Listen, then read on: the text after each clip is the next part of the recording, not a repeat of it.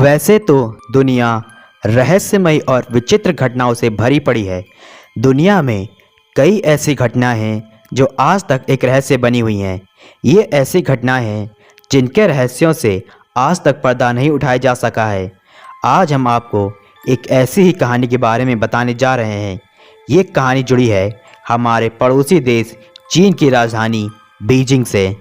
ये कहानी एक ऐसी अंधेरी रात में एक ऐसे बस सफ़र की है जिसके बाद आज तक कई लोगों ने रात में बस में सफ़र करना ही छोड़ दिया है। ये कहानी है बस नंबर 375 की। 14 नवंबर 1995 की देर रात एक बस युआंग मिंग हुआन बस स्टॉप से निकलती है। यह बस उस दिन की आखिरी बस थी और बस का आखिरी स्टॉप था शियांगशान, जिसे फ्रेग्रेंट हिल्स के नाम से भी जाना जाता है। युआंग मिंग से फ्रेग्रेंट हिल तक का सफ़र करीबन 16 किलोमीटर का था और उसके रूट का नंबर था रूट नंबर 375। तो यह आखिरी बस टर्मिनस से अपने तय वक्त पर निकलती है। जब बस वहां से निकलती है उसमें कुल 2 लोग सवार थे, एक तो बस ड्राइवर और एक लेडी कंडक्टर। करीब 2-3 स्टॉप के बाद यह बस समर पैलेस बस स्टॉप पर रुकती है। अब बस में एक बूढ़ी महिला और एक 22 साल का लड़का और एक यंग कपल बस में सवार होते हैं। यंग कपल ड्राइवर की पीछे वाली सीट पर बैठ जाते हैं, लड़का पास वाली सीट पर बैठ जाता है और बूढ़ी औरत उस लड़के के पीछे वाली सीट पर। अब बस में कुल 6 लोग सवार थे। यह बस अपने तय समय पर अपने लास्ट स्टॉप की ओर बढ़ती है। जिन रास्तों से बस गुजर रही थी वह शहर का बाहरी इलाका था। इस बस के अलावा कोई और गाड़ी नजर नहीं आ रही थी। चारों तरफ बिल्कुल खामोशी थी, सिर्फ बस की इंजन की आवाज़ आ रही थी। नवंबर का महीना था तो ठंड और धुंध भी थी। समय भी आधी रात का था। 2-3 स्टॉप गुजरने के बाद ड्राइवर को अंधेरे में खड़े 2 लोग नजर आए जो बस को रोकने के लिए हाथ हिला रहे थे। बस ड्राइवर ने सोचा कि वह बस नहीं रोकेगा क्योंकि ये दोनों बस स्टॉप पर नहीं थे, पर महिला कंडक्टर ने कहा यह यहाँ से गुजरने वाली आखिरी बस है, ये बेचारे पूरी रात यहाँ खड़े रहेंगे। बस ड्राइवर ने महिला कंडक्टर की बात मानकर बस को रोक दिया। बस का दरवाज़ा खुलता है और वो दोनों बस में चढ़ जाते हैं, पर जब वे चढ़ते हैं तो पता चलता है कि वो 2 नहीं बल्कि 3 लोग हैं। 2 लोगों ने तीसरे शख्स को अपने कंधे का सहारा देकर ऐसे पकड़ रखा था कि वह रास्ते पर दिखा ही नहीं।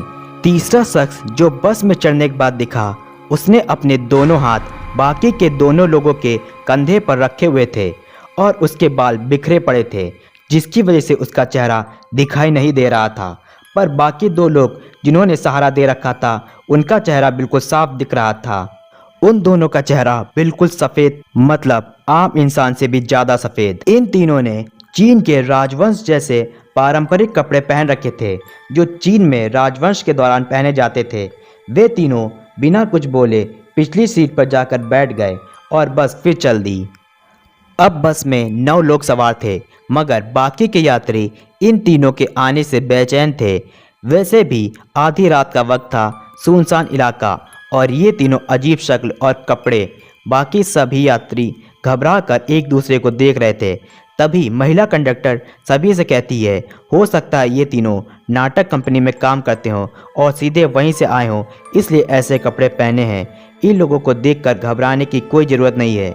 यह बात सुनकर यंग कपल और वह लड़का शांत हो जाते हैं, पर वह बूढ़ी महिला अभी भी बार बार पीछे मुड़कर उन तीनों को देखती है। कुछ देर बाद एक स्टॉप पर वह यंग कपल बस से उतर जाते हैं और बस फिर अपनी मंजिल पर चल पड़ती है। अब बस में 7 लोग थे, एक लड़का, एक बूढ़ी औरत, एक ड्राइवर, एक लेडी कंडक्टर और वे 3 अजीब लोग।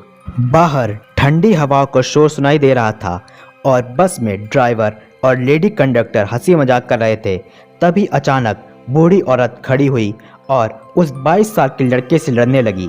लेडी कंडक्टर ने कारण पूछा तो वह महिला बोली कि इस लड़के ने मेरा पर्स चोरी किया है। वह लड़का कहता रहा कि उसने कोई पर्स चोरी नहीं किया। लेडी कंडक्टर के समझाने पर भी वह महिला नहीं मानी।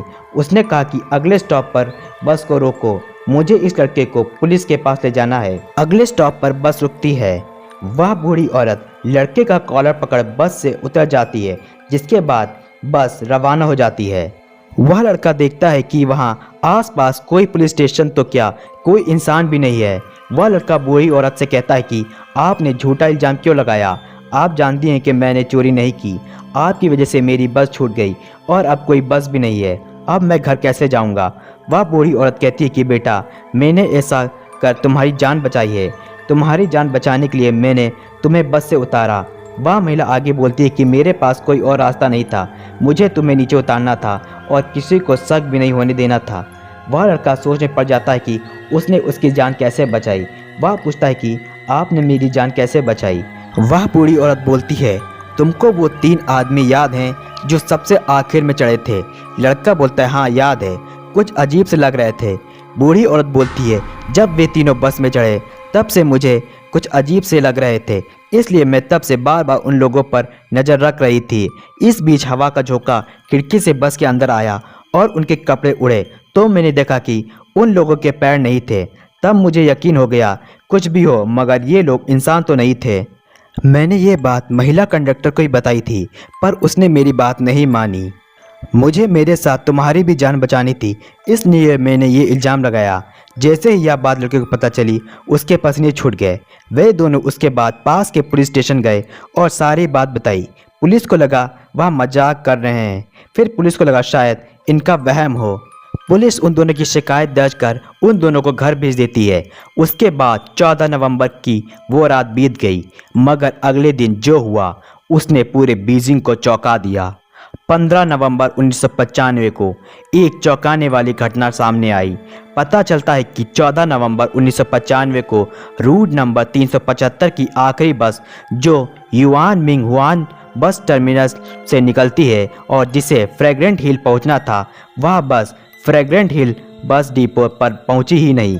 मतलब जिस बस को 14 नवंबर की रात को ही बस स्टॉप पर पहुंच जाना चाहिए था, वह बस अभी भी गायब थी। बस के साथ ड्राइवर और लेडी कंडक्टर भी गायब थे। बस डिपो ने बस के गायब होने की रिपोर्ट पुलिस के पास लिखवाई। जैसे ही पुलिस को पता चला कि रूट नंबर 375 की वह आखिरी बस गायब हो गई है, पुलिस को वह बूढ़ी औरत और वह लड़का याद आया। उन दोनों को पूछताछ के लिए फिर से बुलाया गया। उन दोनों ने फिर वही कहानी दोहराई पर इस बार पुलिस ने उन्हें ध्यान से सुना और खोज शुरू की। पर इसी बीच यह खबर मीडिया को लग गई और रूट नंबर 375 की बस के गायब होने की बात आग की तरह फैल गई। खोजबीन करते 2 दिन बीत गए थे और 17 नवंबर 1995 को पुलिस को एक बस नदी में डूबी हुई मिली। बस को जब बाहर निकाला गया तो पता चला कि यह रूट नंबर 375 की बस है जो 2 दिन से लापता है। बस को जब खंगाला गया तो उसमें 3 लाशें मिली, एक बस ड्राइवर की, दूसरी लेडी कंडक्टर की और तीसरी उस आदमी की जो उन 3 के कंधे पर था। अब बस तो मिल गई पर गुत्थी सुलझने के बजाय और उलझ गई क्योंकि जो लाशें मिली थीं वह पूरी तरह सड़ चुकी थीं। ऐसा लग रहा था कि कई दिनों पहले इनकी मौत हुई थी जबकि सिर्फ 2 दिन ही हुए थे। 2 दिन में लाशें इतनी सड़ जाएं ये नामुमकिन था और उन दिनों तापमान माइनस में चल रहा था। दूसरी वजह यह थी कि बस जहां मिली वो जगह फ्रेग्रेंट हिल से करीब 100 किलोमीटर दूर थी। जब यह बात डिपो को बताई गई तो उन्होंने कहा यह संभव ही नहीं कि बस इतनी दूर चली जाए क्योंकि बस में इतना फ्यूल ही नहीं था। उसके बाद पुलिस ने बस का फ्यूल चेक किया तो सब हैरान रह गए। फ्यूल टैंक को जब खोला गया तो उसमें ताज़ा खून भरा था। ये बहुत अजीब बात थी। इसके बाद पुलिस ने सीसीटीवी कैमरे चेक किए तो पता चला कि जहां वह बूढ़ी औरत और वह लड़का उतरे वहां तक तो बस सीसीटीवी में दिख रही थी पर इसके बाद वह बस किसी भी सीसीटीवी कैमरे में नहीं दिखाई दे रही थी। इसका जवाब किसी के पास नहीं था कि ऐसा कैसे हो सकता है। कई दिनों तक छानबीन चलती रही पर कुछ पता नहीं चला। इस घटना को आज 28 साल होने वाले हैं पर 4 सवाल के जवाब आज तक कभी नहीं मिले। ये 4 सवाल हैं, वे 3 रहस्यमय लोग कौन थे जो बस में चढ़े थे? बस बिना डीजल के 100 किलोमीटर आगे कैसे चली गई? क्या सच में बस में खून था? 2 दिन के अंदर इतनी ठंड होने के बावजूद भी लाशें इतनी जल्दी कैसे सड़ गईं?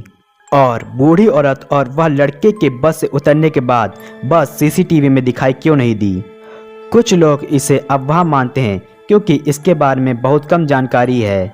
वैसे भी हम सबको पता है कि चीन में क्या चल रहा है, वहाँ से कोई जानकारी निकालना कितना मुश्किल है। हालांकि यह खबर चीन के प्रसिद्ध अखबार ग्लोबल टाइम्स में छपी थी, जो इसके सच होने का प्रमाण है। आपको क्या लगता है, क्या रहस्य इस घटना का, और वे 3 लोग कौन थे? अपनी राय कमेंट में ज़रूर दें, और वीडियो पसंद आई तो इसे लाइक और शेयर ज़रूर करें, और हमारे चैनल को सब्सक्राइब करना ना भूलें।